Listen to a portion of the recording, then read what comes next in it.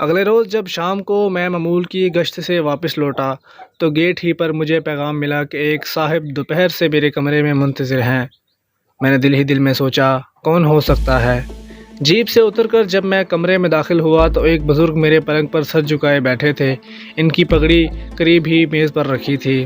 میرے قدموں کی آہٹ پر انہوں نے نظریں اٹھائیں تو زمین نے میرے قدم پکڑ لیے، بالکل اسی طرح جیسے تماشا دکھانے والا مدارہ کبھی جنتر منتر پھونک کر سامنے بیٹھے ہوئے آدمی کے پاؤں باندھ کر اسے چلنے سے لاچار کر دیتا ہے۔ میرے سامنے چچا منظور تھا، نائک منیر شہید کا باپ۔ یہ ہجرت کر جانے کا لمحہ تھا۔ میرے اندر سے کوئی زور زور سے چلانے لگا کہ بھاگ جاؤ، لیکن میں سحر زدہ سا کھینچا چلا گیا۔ چچا، میرے منہ سے آہ نکلی، پتر وہ کراہا۔ ہم دونوں آپس میں لپٹ گئے، نظریں ٹکرائیں تو میری آنکھیں نم تھی، لیکن چچا پرسکون تھا۔ پتر میں رونے نہیں آیا، شہیدوں کے ماں باپ رویا نہیں کرتے۔ میں حیرت سے چچا منظور کے چہرے کو تک رہا تھا۔ اس کے چہرے پر یاسو عالم کے سائے صاف نظر آ رہے تھے، مگر آنکھوں میں آنسو نہیں تھے۔ میں مڑ مڑ کر چہرہ اس کا دیکھتا رہا۔ مجھے ہر لمحہ یہی توقع تھی کہ یہ دیہاتی بوڑھا بلبلا اٹھے گا، بین کرے گا، ابھی اس کی آنکھیں اشکوں کے دریا بہا دیں گی۔ کوئی باپ اپنے بیٹے کی موت پر اتنا صابر نہیں رہتا، لیکن اس کی آنکھوں میں تو طمانینت کا ایک ساگر لہرا رہا تھا۔ وہاں تو پندرانہ شفقت کی سوا اور کچھ بھی نہیں دکھائی دیتا تھا، اور یہ چمک دو چند ہوتی جا رہی تھی۔ اپنی اینک کے شیشے اس نے پگڑی کے پلو سے صاف کیے اور باوقار نظروں سے میری سمت دیکھتے ہوئے کہا، بچہ، مولا ایسے گبرو نصیب والوں کو دیا کرتا ہے جو ملک و قوم کا نام ہی روشن نہیں کرتے، اپنے ماں باپ کا سر بھی فخر سے بلند کر دیتے ہیں۔ میرا منیرہ مولا کی امانت میں تھی، میں نے بڑی جاندار سے اس کی رکھوالی کی، اس میں خیانت نہیں ہونے دی۔ روز قیامت میں مولا سے اپنی خدمت کا صلہ پاؤں گا۔ بچہ چند ثانیے وہ خاموش ہو گئے، پھر اپنی پرعزم آنکھیں اوپر اٹھائیں۔ ایک پھانس دل میں ضرور تھی، بچہ جی چاہتا تھا اس کے جائے شہادت دیکھوں، ان سے ملوں جو اس کے سنگی تھے، جو اس کے ساتھ موجود تھے۔ میرا گبرو بڑا جیدار تھا، کبڈی میں پورے گاؤں میں اس کا ثانی نہیں تھا، اور ہارنا تو اس نے سیکھا ہی نہیں تھا۔ اس کا ایک ہی بھائی تھا، مولا نے بچپن میں اسے لے لیا۔ کوئی کوتاہی ہوگی ہم سے اس کی حفاظت میں، اب ہمارا سب کچھ ہمارا منیر ہی تھا۔ بچہ، سانس کی ڈوری عمر ڈھلتے ٹوٹنے لگتی ہے، لیکن یہاں تو دکھ کے سائے لمبے ہی لمبے ہوتے جا رہے ہیں۔ میں اس کے ہر ساتھی سے اس کی کہانیاں سننے آیا ہوں۔ میں چاہتا ہوں واپس جاؤں تو اس کی ماں کو سنانے کے لیے بہت کچھ لے کر جاؤں۔ بچہ میں کوئی شکوہ نہیں، باقی عمر اس کی یادیں سمیٹتے ہی گزر جائے گی، بس کبھی کبھی سغرا کا خیال بے چین کر دیتا ہے۔ جانتے ہو اس نے کیا کیا ہے؟ اتنا کہہ کر وہ خاموش ہو گئے۔ میں منہ سے بولا نہیں، صرف استفاء میں نظروں کی سمت دیکھا۔ بچہ وہ منیر کی شہادت کے بعد لال جوڑا پہنے ہمارے گھر چلی آئی اور بولتی ہے کہ میں اب یہی رہوں گی، کسی کی سنتی بھی نہیں اور جاتی بھی نہیں، نہ جانے کتنی لمبی عمر ہے اس کی۔ ایک ٹھنڈی آہ بھر کر وہ خاموش ہو گئے۔ میرے اندر آری سی چل رہی تھی، ان کا ایک ایک لفظ نشتر بن کر دل میں اتر رہا تھا۔ شام تک منیر کی کمپنی کے جوانوں کو خبر پہنچ گئی، وہ سب میرے کمرے میں شہید کے والد سے ملنے چلے آئے۔ ان سب کی آنکھوں میں پنجاب کے اس بوڑھے کے لیے جسے اس کے گاؤں سے باہر شاید کوئی پہچانتا بھی نہیں تھا، عقیدت و احترام کا سمندر ٹھاٹھنے مار رہا تھا۔ میں انہیں دو جوانوں کے ہمراہ جیپ میں بٹھا کر اس مقام پر لے گیا جہاں ان کا بیٹا امر ہوا تھا۔ چچا منظور نے جھک کر اس مٹی کو بوسہ دیا، پھر جیب سے ایک پوٹلی نکال کر اس میں مٹی بھر لی۔ اس مٹی کی سوندھی سوندھی بانس میں، ان کھیتوں کی مہکتی ہریالی میں اس شہید کے لہو کی آمیزش تھی۔ وہ اسی دھرتی کا سپوت تھا، اس کے لیے کٹ گیا۔ یہ شہید اپنی دھرتی کا سہاگ ہوتے ہیں، ان کے لہو کی تمازت ہی اس سہاگ کی سلامت کی ضامن ہے۔ چچا منظور نے وہی 2 رکعت نماز ادا کی۔ ہمارے ساتھ وہ کمپنی ہیڈ کوارٹر کے دروازے تک آئے، پھر وہیں اتر گئے۔ دروازے کے باہر پرچم لہرا رہا تھا، انہوں نے احتراماً کھڑے جوانوں پر نظر دوڑائی۔ بچہ، اس پرچم کی ہریالی میں میرے جگر کا لہو بھی شامل ہے، اس لہو کی لاج رکھنا۔ اتنا کہہ کر وہ واپس پلٹے۔ چنگا بچہ، رب راکھا، اللہ تم سب کو امان میں رکھے۔ چچا، خدا کے لیے ایک رات تو میرے مہمان رہو، کسی اور ناطے بھی تم پر کوئی میرا حق ہے۔ میں نے سسکتے ہوئے کہا، نہیں بچہ، میں تمہارا اتنا وقت بھی نہیں لیتا، لیکن اب مطمئن ہو کر واپس جا رہا ہوں۔ تمہارا وقت، تمہاری ایک سانس قوم کی امانت ہے۔ اور واپس چلا گیا۔ دوسرے روز جب میں کسی تازہ خبر کا منتظر تھا، وائرلیس میں زندگی پیدا ہوئی۔ آپریٹر نے فوراً ایئر فون کانوں پر لگا لیا۔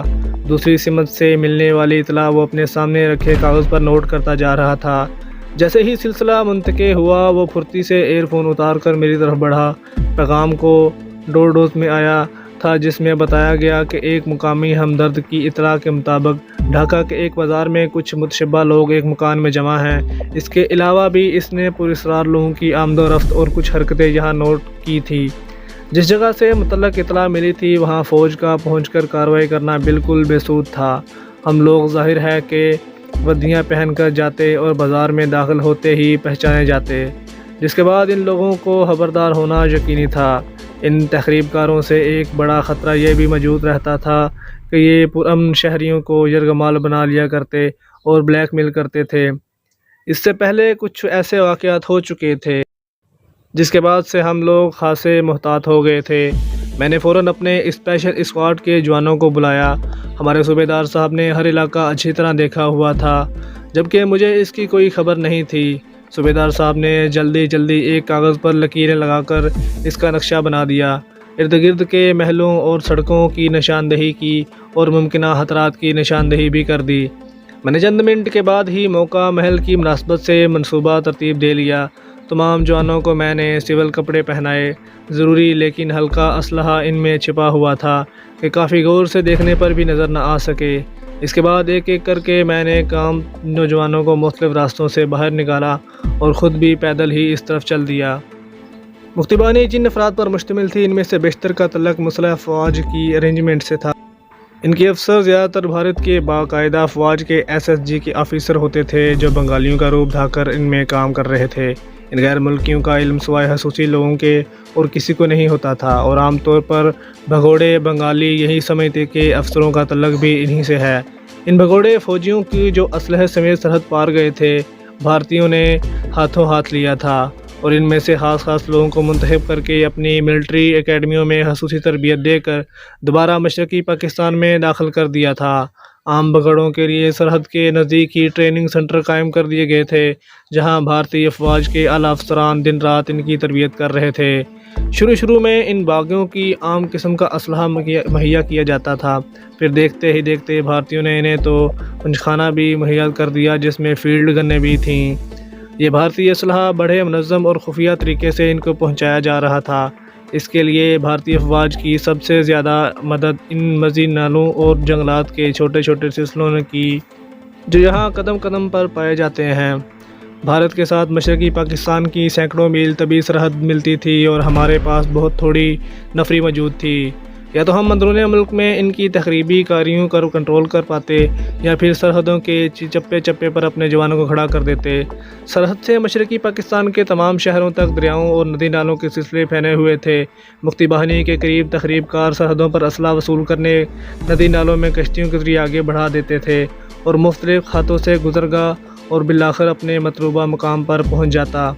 یہ کام وہ سیدھے سادھے مانیوں کا روپ دھار کر کرتے تھے۔ ہم سارے مشرقی پاکستان کے ندی نالوں کی ناکہ بندی نہیں کر سکتے تھے، پھر بدقسمتی سے مقامی آبادی اپنی مرضی سے حوصدہ ہو کر بہرحال ان کی مدد کرتی تھی اور انہیں متبادل راستے مہیا کر دیتی تھی۔ اس کے برعکس ہمارے تمام عدم تعاون کی رہتا اکثر ہمارے ٹروپس لوگ مفتی بہانی کے گھیرے میں لے جاتے اور خود کھسک جاتے۔ اگر مفتی بہانی کو شک گزرتا کہ کوئی بنگالی ہماری مدد کر رہا ہے تو وہ اسے ہر صورت موت کے گھاٹ اتار دیتے، خواہ اس کے لیے انہیں کتنی ہی قربانی کیوں نہ دینی پڑتی۔ اس طرح سے اصل میں وہ لوگ کو مجبور کر دیتے کہ وہ صرف ان کی مدد کریں اور ان کے لشکروں پر آنکھیں بند کر کے عمل پیرا ہوں۔ مفتی بہانی نے اپنی کارروائیوں کا آغاز بھی محب وطن لوگوں پر حملہ کرنے اور ان کی املاک لوٹنے اور نظر آتش کرنے سے کیا تھا۔ انہوں نے چن کر ایسے تمام لوگوں کو قتل کر دیا جن کے متعلق انہیں ذرا سا بھی شک تھا۔ وہ پاکستان سے ہمدردی رکھتے ہیں لیکن آفری ہیں ان لوگوں پر بھی کہ وہ اتنے ظلم اور زیادتیاں برداشت کرنے کے باوجود صرف پاکستان کا دم بھرتے ہیں اور ہمارے سامنے کبھی تکلیف کو زبان نہیں کھولی۔ آج بھی جب ان سرفروشوں کی قربانیاں یاد آتی ہیں تو بے اختیار میری پلکیں نرم ہو جاتی ہیں اور سرفراز عقیدت سے ان شہیدوں کے حضور جھک جاتا ہے۔ میرا ایمان ہے کہ ان کی قربانی ضرور رنگ لائیں گی۔ اپنے ہی محب وطن افراد ہماری چوری چھپے مدد کیا کرتے اور خفیہ اطلاعات ہمیں پہنچایا کرتے تھے۔ گو کہ ان کی آڑ میں مفتی بہانی والے اپنا کام دکھا جاتے، وہ اپنے آدمیوں کو ہماری مدد کے البادہ اوڑھ کر ان لوگوں میں داخل کر دیتے اور غلط اطلاعات پہنچا کر ہمارے جوانوں کو ان کے سامنے چارہ پنا پیش کرتے۔ کئی مرتبہ ایسی اطلاعات غلط ثابت ہو چکی تھی، لیکن ہمیں ان پر عمل کرنا ضروری تھا کیونکہ اس کے سوا اور کوئی چارہ نہیں تھا۔ آج بھی ایسے ہی ایک محب وطن کی اطلاع پر ہم یہ کارروائی کرنے جا رہے تھے۔ یہ سب میں اور صوبیدار سویلین کپڑے میں وہاں پہنچے تھے۔ مطلوبہ مکان 2 منزلہ مکان تھا جس کی چھت دوسرے مکانات سے ملتی ہوئی علاقے پرانا اور رہائشی قسم کا دکھائی دیتا تھا۔ اپنی دانش میں دشمن نے بڑی چالاکی دکھائی تھی، اس کے فرار کی تمام راہیں کھلی تھیں۔ ہمیں اس بات کا علم بھی تھا کہ ارد گرد کے مکانات میں ان کے ہمدردی رہتے ہیں، جو وقت آنے پر انہیں ہر قسم کی مدد پہنچائیں گے۔ اب ہمارے جوان بھی ایک ایک دو کی شکل میں پہنچنا شروع ہو گئے تھے اور میں انہیں اشارے سے ساری صورتحال کا جائزہ دے رہا تھا۔ قریباً 20 منٹ کے بعد ہم تمام جوان اپنی اپنی جگہ مستعد کھڑے میرے اشارے کے منتظر تھے۔ میرا اشارہ پاتے ہی جوان بجلی کی طرح حرکت میں آئے اور چاروں اطراف سے دیواریں پھلانگ کر ارد گرد کے 2-3 مکانات میں داخل ہو گئے۔ ان کے ذمے وہاں کے مکینوں کو قابو کر کے مکانات کی چھتوں پر قبضہ کرنا تھا تاکہ تخریب کار اوپر آئیں تو انہیں اپنا منتظر پائیں۔ میں خود اپنے ساتھیوں کے ہمراہ سیدھا اس مکان میں جا گھسا جہاں تخریب کار موجود تھے۔ ہمارے پاس اسٹین گن، کچھ دستی بم اور بہت کچھ تھا۔ میرے دونوں پہلو 2 جوان آگے بڑھ رہے تھے۔ ایک طرح سے انہوں نے مجھے دونوں پہلوؤں سے کور مہیا کر رکھا تھا۔ ہم بہت تیزی سے بھاگتے ہوئے اندر آئے تھے لیکن اپنی تربیت کے مطابق آہٹ پیدا نہیں ہونے دی تھی۔ مکان کے برآمدے میں ہی ایک کمرہ دکھائی پڑا جو شاید اندر سے بند تھا۔ فوجی تربیت کے مطابق میں اور دوسرا جوان دروازوں کے دونوں پارٹوں سے چپک گئے تھے۔ ہم نے اسٹین گنوں کو فائرنگ کی پوزیشن میں بالکل تیار رکھا تھا۔ میرے اشارے پاتے ہی ہمارے تیسرے ساتھی نے دروازے کو زوردار لات ماری اور خود پرے جا گرا۔ اس کے ساتھ ہی ہم تیزی سے اندر کی سمت گھوم گئے جہاں 5 آدمی اپنے سامنے شراب کی بوتل رکھے ہلکا ہلکا گھوم رہے تھے۔ ہینڈز اپ! میں نے انہیں للکارا۔ وہ تمام دیوار کی طرف گھومے۔ میں نے اگلا حکم دیا۔ انہوں نے تعمیل کی۔ میرے دونوں ساتھیوں نے پھرتی سے ان کی جیبیں ٹٹولی اور ان میں سے جو اسلحہ تھا وہ اس کو حاصل کر لیا۔ بمشکل 2 منٹ میں انہیں بے دست و پاک کر کے ایک ایک کونے میں ڈھیر کر دیا۔ ابھی آخری آدمی کو باندھ کر فارغ ہوئے ہی تھے کہ فائرنگ سے مکان کے در و دیوار لرزنے لگے۔ دوسری منزل پر بیٹھے لوگوں کو شک گزار تھا۔ انہوں نے کمرے کی کھڑکیوں میں مورچے سنبھال لیے تھے۔ خیریت گزری کہ مکان کے سامنے کا علاقہ خالی ہو چکا تھا اور لوگ ہماری بھاگم دوڑے خوفزدہ بھاگ گئے تھے، ورنہ بہت جانی نقصان ہوتا۔ میں نے اپنے 2 جوانوں کو قید کی حفاظت کے لیے چھوڑا اور خود ان سیڑھیوں تک جا پہنچا جو دوسری منزل کے اس کمرے کی طرف جا رہی تھیں جہاں وہ لوگ مورچے جمائے بیٹھے تھے۔ ہمارے دوسرے ساتھیوں نے اپنا بڑی پھرتی سے جانشانی سے گولی چلائی بغیر ہی اپنا آپریشن مکمل کر لیا تھا اور دوسرے مکانات سے ان کی فائرنگ کا جواب دے رہے تھے۔ تخریب کاروں کو انہوں نے اپنی سمت الجھا رکھا تھا لیکن وہ نیچے سے بھی ناغافل نہیں تھے۔ انہیں علم تھا کہ ضرور نیچے ہم موجود ہیں۔ جب فائرنگ کی آواز پر بھی ان کے نچلے ساتھیوں کی طرف سے کوئی رد عمل ظاہر نہ ہوا تو انہوں نے سمجھ لیا کہ قابو میں آ چکے ہیں۔ اس دوران جس کی حرکت چھت کے ذریعے فرار ہونے کی کوشش کی وہ ہمارے دوسرے مکانات کی چھتوں پر موجود ساتھیوں کی گریسوں کا نشانہ بن گیا۔ میں آہستہ آہستہ سر کرتا ہوا سیڑھیوں کے کونے تک جا پہنچا۔ ابھی میں نے صورتحال کا جائزہ لینے کے لیے سر اٹھا کر دیکھنا ہی چاہا تھا کہ اچانک ٹر کی آواز سنائی دی۔ گولی میرے بالوں کو چھوتی گزر گئی۔ کمانڈوز کے لیے ان واقعات کی کوئی اہمیت نہیں ہوتی۔ اگر وہ اچانک گھیرے میں آ جائیں یا گولیوں کی بارش میں گر جائیں تو ان کا بلڈ پریشر گھٹتا نہ بڑھتا ہے۔ سچی بات تو یہ ہے ہم لوگ ایسی چیزوں کو کھیل تماشے سے زیادہ اہمیت نہیں دیتے۔ سیڑھیوں میں موجود تخریب کار نے یہی سمجھا کہ میری چھٹی ہو گئی۔ وہ دھڑ دھڑ کرنا تیزی سے نیچے آنے لگا اور میں یہی چاہتا تھا۔ جیسے ہی وہ میرے نزدیک سے گزرا میں پنجوں کے بل اچھل کر کھڑا ہو گیا اور زوردار ہاتھ ان کی گردن پر مارا۔ وہ اپنی تیزی میں سیڑھیوں سے لٹ کھڑا اور سامنے دیوار سے جا گرا۔ اس کی زمین پر گرنے سے پہلے میں نے اسٹین گن کو گھما کر اس کے سر پر دے مارا۔ اس کے سر سے خون کا انوار اور میری پیٹھ میں لگنے والی زوردار ضرب سے وہ ڈڑکڑا کر زمین پر آ رہا۔ اس سے نمٹتے ہی پھرتی سے سیڑھیاں چڑھ گیا۔ سامنے وہ دروازہ نیمو نظر آ رہا جس کے باہر میرا شکار پہرا دے رہا تھا اور فائرنگ کرنے والوں کو اس بات کا علم نہیں تھا کہ باہر کیا قیامت گزر گئی ہے۔ وہ اپنے کام میں ہکے بکے تھے اور سر نیچے جھکائے کھڑکیوں سے اندھا دھند فائرنگ کر رہے تھے۔ میں نے دروازے کو ٹھوکر لگائی اور چند سیکنڈ میں میری اسٹین گن نے وہاں موجود چاروں تخریب کاروں کو چاٹ لیا۔ میں نے انہیں سر گھما کر اس طرف دیکھنے کی مہلت بھی نہیں دی تھی۔ یہاں سے فارغ ہو کر نیچے آیا۔ تخریب کاروں کی مزاحمت ختم ہو چکی تھی۔ بچی صحن ہوئی ایک کمرے میں بیٹھی تھی۔ میں نے اس کی پوزیشن کو نظر انداز نہیں کیا تھا۔ وہ بالکل محفوظ رہی۔ چند لمحوں بعد ہمیں بقیہ تخریب کاروں کو ہانکتے ہوئے باہر لے آئے۔ میدان جنگ میں دشمنوں کے بچے کو بچانے کے لیے کوئی کمانڈر اپنی فوج داؤ پر نہیں لگاتا، جبکہ اس کی بچی کے والدین بھی انہی لوگوں کے ساتھ تھے، لیکن مجھ میں موجود انسانیت ابھی زندہ تھی۔ یہ ہماری قوم کی بچی تھی۔